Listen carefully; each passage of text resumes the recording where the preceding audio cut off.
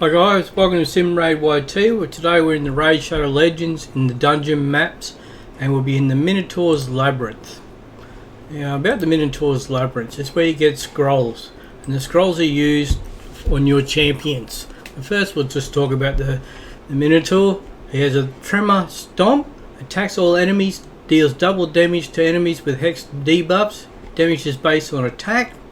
He has Swift Doom skill, attacks all enemies, places a hex debuff for 5 turns on a random target. This debuff cannot be resisted, so it means whatever happens you can't stop when he uses it against your champions. Damage is based on your attack.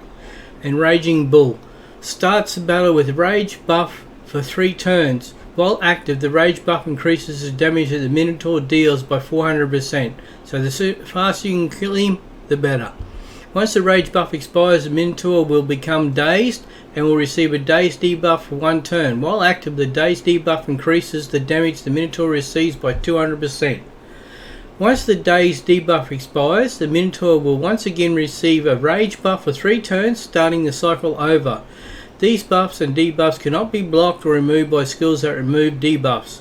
His Almighty Immune passive, immune to stun, freeze, sleep, provoke, block active skills, block passive skills, fear, true fear, petrification, debuffs. Also immune to HP exchange effects, HP balancing effects, and cooldown increasing effects. How it works. Minotaur looks impressive but is actually very straightforward. He puts out a hex debuff that exploits to heavily damage your champions. The hex can't be resisted, but damage is just damage. Enough defense, buffs or healing will take care of it. The Minotaur also has a key weakness. Every 3 turns he takes a triple damage from all attacks. If you're struggling to defeat him, try waiting till his defenses are down to lay on the damage. However, most high level teams can beat him regardless of this state. He also has a pair of hard hitting minions, but these aren't very tough. The AoE champions you bring to deal with the waves leading up to the Minotaur should be able to deal with these minions as well, without you having to shift your focus off the Minotaur. The trick of this dungeon is your team will change often. Scrolls are earned once per champion basis, so you'll eventually want to swap out one of the champions in your Minotaur team for someone new. Effectively, you need to be able to defeat Minotaur with just 4 champions, since you never know if your 5th is going to be someone useful.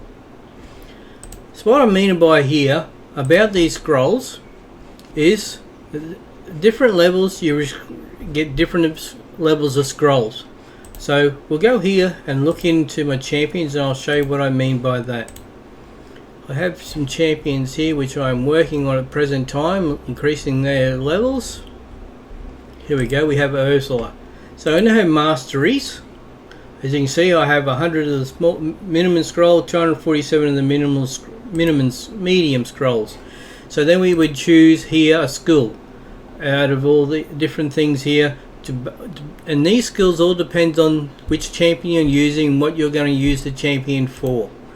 So I plan on using Ursula's defense, so I would give her additional defense.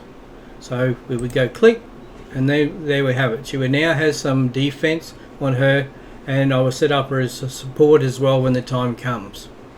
But now we'll go back to the fight of the Minotaur, and we'll just show you what we do to progress.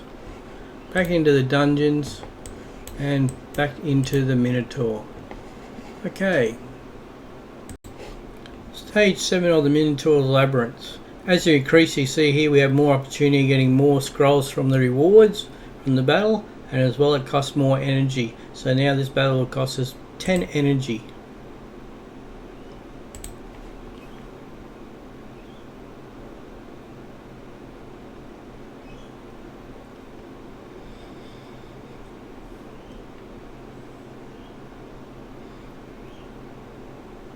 These fights are always quick once you get a couple decent level champions.